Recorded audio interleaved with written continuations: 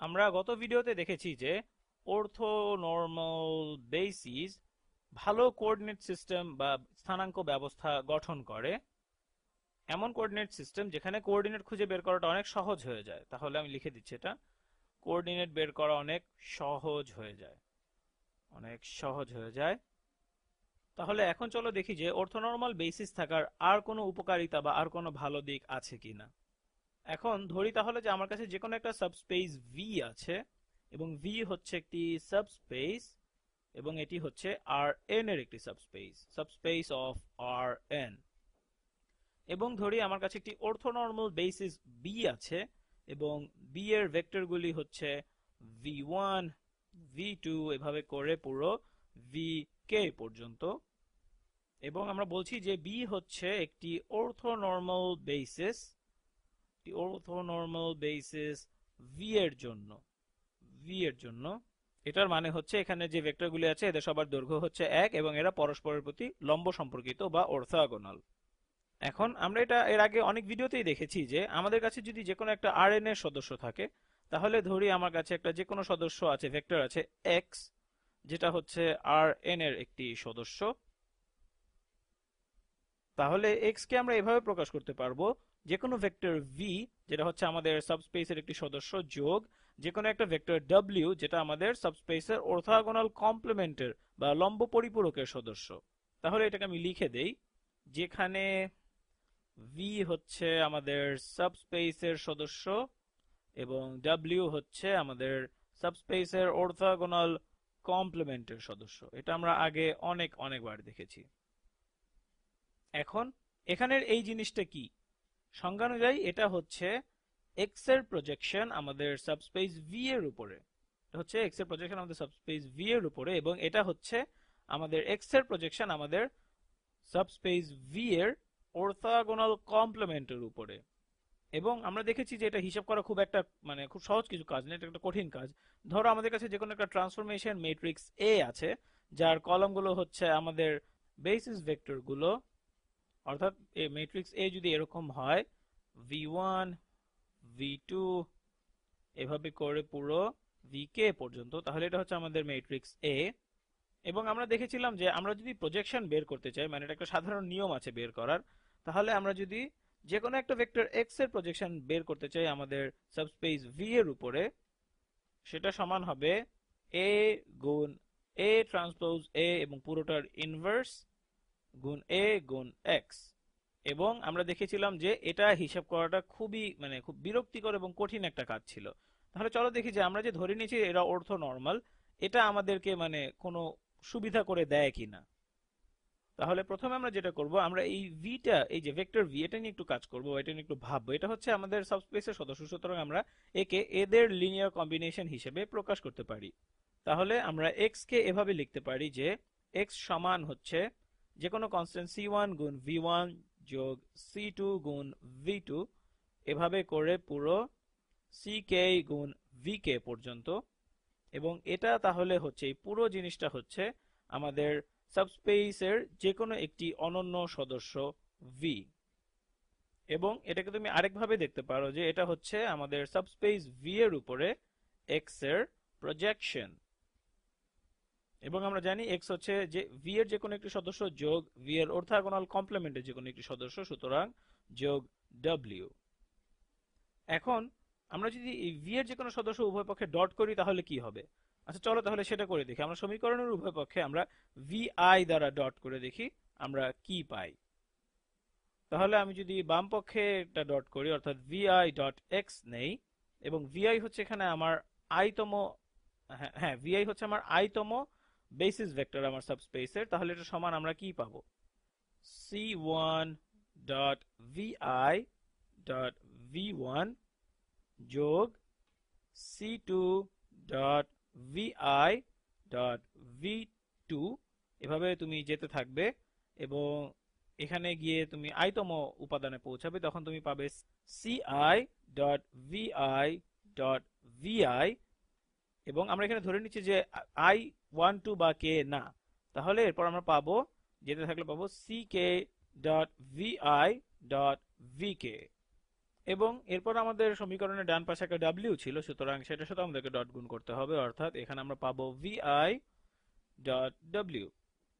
এখন মনে করিয়ে দেওয়ার জন্য আমি বলছি যে গত ভিডিওতে আমরা ধরে নিয়েছিলাম যে এক্স আমাদের সাবস্পেসের মধ্যে ছিল, যেন আমরা এক্স কে আমাদের কোঅর্ডিনেটের সাপেক্ষে প্রকাশ করতে পারি। তবে এখানে আমরা এক্স কে আর এন এর যে কোনো সদস্য হিসেবে দেখছি এবং এখানে আমরা এক্স এর প্রজেকশন নিচ্ছি, এবং এখানে এক্স হচ্ছে এদের কম্বিনেশন যোগ ভি এর অর্থোগোনাল কমপ্লিমেন্টের যে কোনো একটি সদস্য।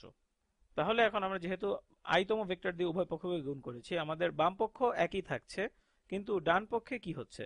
ডান পক্ষে গত ভিডিওতে আমরা যেরকম দেখেছিলাম সেরকমই খুব কাছাকাছি একটা জিনিস হবে।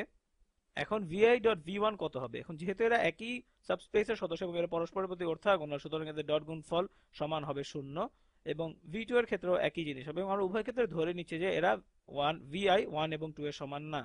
এবং vi ডট vi এটা হয়ে যাবে 1, সুতরাং এখানে আমরা পাচ্ছি শুধু ci, এবং এখানে v কে সাথে ডট গুণফল করে এটাও হয়ে যাবে 0। কনস্ট্যান্ট কি আছে সেটা আমাদের দেখা দরকার নেই। এখন মজার প্রশ্ন হচ্ছে যে vi এবং w ডট গুণফল কি? w হচ্ছে v এর অর্থোগোনাল কমপ্লিমেন্টের সদস্য, তার মানে w v এর যে কোনো উপাদানের উপর বা যে কোনো সদস্যের উপর অর্থোগোনাল, তার মানে এটা যেহেতু v এর সদস্য, সুতরাং এদের ডট গুণফল অবশ্যই হবে 0। এবং এভাবেই আমরা পাচ্ছি vi, না দুঃখিত, ci সমান হচ্ছে vi ডট এক্স।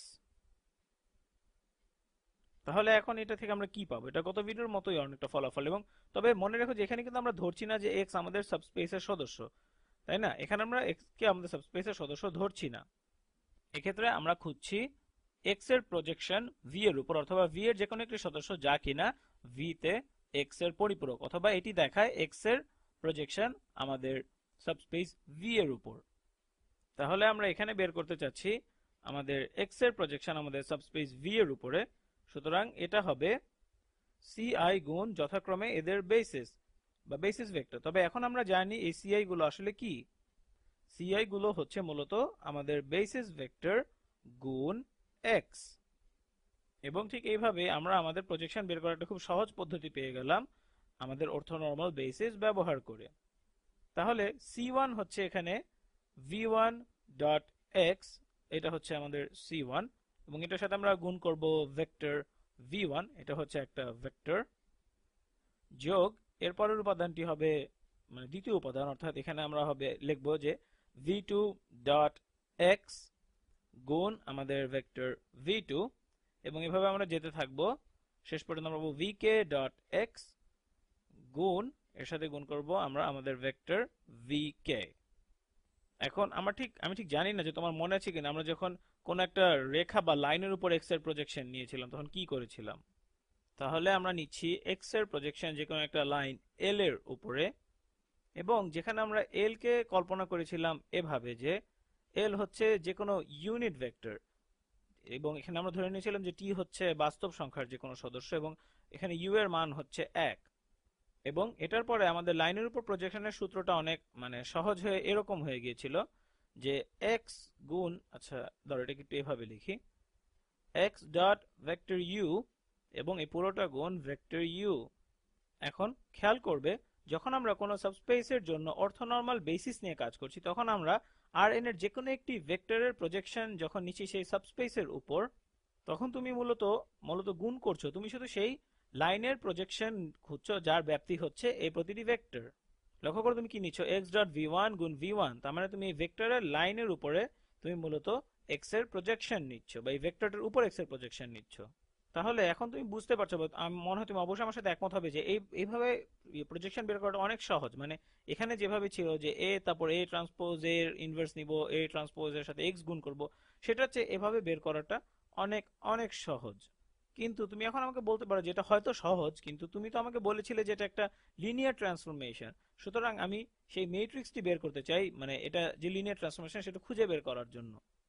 তাহলে চলো দেখি ভি যে অর্থোনর্মাল সেটাকে আমাদের কাজটাকে কোনোভাবে সহজ করে কিনা। আমরা তাহলে যে কোনো নির্দিষ্ট একটি এক্স কে নিতে পারি এবং এরপর আমরা একে প্রতিটি বেসিস ভেক্টরের সাথে একে গুণ করে দিতে পারি, আবার এর সহগও মানে সহগও নিতে পারি। এরপর আমরা সহগগুলোকে বেসিস ভেক্টর দ্বারা গুণ করতে পারি এবং এরপর যোগ করলেই আমরা এর প্রজেকশন পেয়ে যাব। যাই হোক, অনেকেই ট্রান্সফরমেশন ম্যাট্রিক্সটি দেখতে চাইতে পারে, তাহলে চলো সেটা করি। তাহলে চলো এটা করার জন্য প্রথমে আমরা যেটা করবো সেটা হচ্ছে আমরা ইতোমধ্যে যা জানি বা যা জেনেছি সেগুলো এখানে লিখি। আমরা জানি যে যে কোনো সাবস্পেস ভি এর উপরে এক্স এর প্রজেকশন সমান হচ্ছে ম্যাট্রিক্স এ গুণ এ ট্রান্সপোজ এ এর ইনভার্স গুণ ম্যাট্রিক্স এ গুণ ভেক্টর এক্স, যেখানে এ এর কলাম ভেক্টরগুলি হচ্ছে আর কিছুই না আমাদের বেসিস ভেক্টরগুলি, অর্থাৎ v1 v2 এভাবে করে পুরো vk পর্যন্ত। এখন তাহলে চলো দেখি, আমরা যে ধরে নিয়েছি যে এরা অর্থোনর্মাল বেসিস, এটা কি আমাদের কাজকে কোনোভাবে সাহায্য করে কিনা। তাহলে চলো আমরা প্রথমে এটা চিন্তা করি যে এ ট্রান্সপোজ এ এটা সমান কত হবে। তাহলে দেখো, মানে এ ট্রান্সপোজ এ এটা সমান হবে, এখানে আমাদের কি আছে, এখানে যে আমাদের ম্যাট্রিক্স এ এটি হচ্ছে একটি n বাই কে ম্যাট্রিক্স, কারণ এটা Rn এর সদস্য এবং এর কে টি কলাম আছে। সুতরাং আমরা এ ট্রান্সপোজ পাবো একটি k বাই n ম্যাট্রিক্স, এবং k বাই n এবং n বাই k গুণ করলে আমরা যেটা পাবো সেটা হবে একটি k বাই k ম্যাট্রিক্স। তাহলে আমরা আবার বলছি k বাই n গুণ n বাই k, সুতরাং আমরা পাবো একটি k বাই k ম্যাট্রিক্স, অর্থাৎ এ ট্রান্সপোজ এ হবে k বাই k। এখন প্রশ্ন হলো এ ট্রান্সপোজ কত। তাহলে এ ট্রান্সপোজ হবে এ এর কলাম ভেক্টরগুলি এখানে সারি হয়ে যাবে। তাহলে এখানে হচ্ছে v1 ট্রান্সপোজ, এটা হবে প্রথম সারি, তারপরে হবে v2 ট্রান্সপোজ, এগুলো এখানে সারি আকারে থাকবে। এভাবে করে আমরা পাবো vk ট্রান্সপোজ, এবং তারপরে গুণ হচ্ছে এ, এ হচ্ছে এখানের এই জিনিসটা, অর্থাৎ এখানে হবে v1, তারপর হবে v2, এভাবে করে যেতে থাকবো আমরা, সর্বশেষ হবে vk। তাহলে এখন প্রশ্ন হলো, আমি যদি এই গুণফলটা নেই আমরা কি পাবো। এখানে দেখো আমি একটা k বাই k ম্যাট্রিক্স পাবো, আমি একটু বড় করে রাখছি কেন, যেন না আমি তোমাদেরকে খুব ভালো মতো ব্যাখ্যা করতে পারি যেখানে আমরা কি পাচ্ছি। তাহলে প্রথম সারি এবং প্রথম কলামের গুণফলটা কি হচ্ছে, তাহলে লক্ষ্য করে এখানে আমরা কি পাচ্ছি। আমরা প্রথমে v1 এবং v1 গুণ করছি, এবং প্রথম সারি প্রথম কলাম এটা গুণ করে আমরা পাবো 1, বেশ ভালো। তারপর দ্বিতীয়টা গুণ করি, আমরা এখানে দ্বিতীয় সারি এবং দ্বিতীয় কলাম গুণ করছি, অর্থাৎ v1 ডট v1, এটা এখানে আমরা কত পাবো, এখানেও আমরা 1 পাবো, এটাও বেশ ভালো। এবং সাধারণভাবে যখন তুমি এভাবে গুণ করবে, তুমি যদি নির্ণয় করতে চাও এ আই আই বা কর্ণের উপরে যে কোনো কিছু, তাহলে তুমি নিবে আইতম সারিকে আইতম কলামের সাথে, এবং তাহলে তুমি কর্ণ বরাবর পাচ্ছ 1। এটা তো হয়ে গেল, এখন বাকিগুলোর কি হবে। ধরো আমরা এখন এই উপাদানটা বের করতে চাইছি, যেটা হচ্ছে প্রথম সারি দ্বিতীয় কলাম। এটা তাহলে কি হবে, এটা হবে আমাদের দ্বিতীয় সারি, ও না দুঃখিত, এটা হবে আমাদের প্রথম সারি, অর্থাৎ v1 ডট এখানে এই দ্বিতীয় কলাম। সুতরাং এটা হবে v1 ডট v2। তাহলে আমরা জানি v1 এবং v2 পরস্পরের উপর অর্থোগোনাল, সুতরাং এদের ডট গুণফল নিলে এদের মান কি হবে, 0। একইভাবে আমরা যখন v1 এর সাথে v3 এর ডট গুণফল নিব, তখন আমরা কি পাবো, 0। এভাবে আমরা v1 বাদে যেটাই নেই সেটা ডট গুণফলের মান পাবো 0। এখানে একইভাবে আমরা যদি দেখি v2 ডট v1 এটা হবে 0, তারপর হচ্ছে v2 ডট v2 এটা হচ্ছে 1, এবং পরে হচ্ছে v2 ডট v3 বা অন্য পরে যেগুলোই থাকুক সেগুলো সবগুলোই হবে 0। কেন, কারণ এরা পরস্পরের প্রতি অর্থোগোনাল। অর্থাৎ আমরা এখানে দেখতে পাচ্ছি, আমরা যদি একই ভেক্টরের সাথে সেই ভেক্টরটাই ডট গুণ করি, সেই ক্ষেত্রেই আমরা কেবল মানে তাদের গুণফল 1 পাবো, কারণ মানে তাদের দৈর্ঘ্য 1, এবং অন্য যে কোনো ভেক্টরের ক্ষেত্রে আমরা পাবো 0। কেন, কারণ তারা পরস্পরের প্রতি অর্থোগোনাল এবং এরা অর্থোনর্মাল ভেক্টর বা অর্থোনর্মাল বেসিস, যার কারণে আমরা এখানে সবগুলো 0 পাবো, মানে অন্য উপাদানগুলো হবে 0, বাকি সবগুলো হবে 0।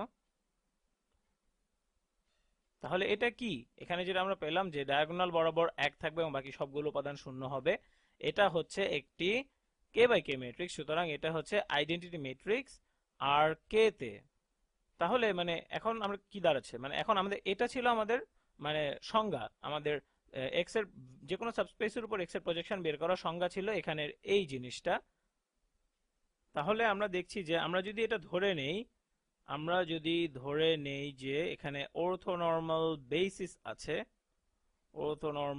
বেসিস আছে, সেই ক্ষেত্রে আমাদের এ ট্রান্সপোজ এ কি হচ্ছে, এ ট্রান্সপোজ এ আমাদের আইডেন্টিটি ম্যাট্রিক্স হয়ে যাচ্ছে কে মাত্রায়। তাহলে আমরা দেখতে পাচ্ছি যে আমাদের এ ট্রান্সপোজ এ এর ইনভার্স এটা কি হচ্ছে, এটা হচ্ছে আইডেন্টিটি ম্যাট্রিক্স এর ইনভার্স, যেটা সমান হচ্ছে আবারও সেই কে মাত্রায় আইডেন্টিটি ম্যাট্রিক্স। তাহলে পরিস্থিতি কি দাঁড়ালো যে আমাদের আমরা যদি x এর প্রজেকশন আমাদের সাবস্পেস v এর উপর বের করতে চাই, সেটা সমান এখন কি হচ্ছে? সেটা সমান হচ্ছে আমাদের ম্যাট্রিক্স A গুণ আমাদের k মাত্রায় আইডেন্টিটি ম্যাট্রিক্স অর্থাৎ i k গুণ আমাদের a, আচ্ছা a ট্রান্সপোজ, আমি বারবার এখানে ট্রান্সপোজ দিতে ভুলে যাই, তাহলে এটা হবে a ট্রান্সপোজ গুণ আমাদের ভেক্টর x, যেটা সমান হচ্ছে a গুণ a ট্রান্সপোজ গুণ ভেক্টর x। তাহলে আমাদের কাজ অনেক সহজ হয়ে গেল। যদিও আমাকে এখনো কিছু হিসাব করতে হবে, আমাকে একটা ম্যাট্রিক্স ম্যাট্রিক্স গুণফল বের করতে হবে, কিন্তু যে কোনো ম্যাট্রিক্সের ট্রান্সপোজ বের করা আসলে মানে তুলনামূলকভাবে অনেক সহজ। এবং আমরা দেখতে পাচ্ছি এখানে আমাদের এই ট্রান্সপোজের সাথে এ কে গুণ করতে হয়, এটা মোটামুটি একটা কঠিন কাজ, কিন্তু যখন আমাদেরকে এর আবার ইনভার্স বের করতে বলা হয় সেটা তখন অনেক কঠিন কাজ হয়ে যায়।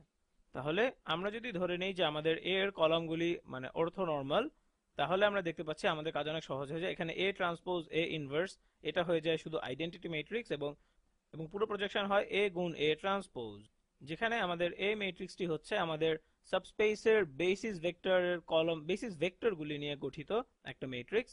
যাই হোক, আশা করি তোমাদের অর্থোনর্মাল বেসিসের সম্বন্ধে ধারণাটা আরো ভালো হয়ে গেল।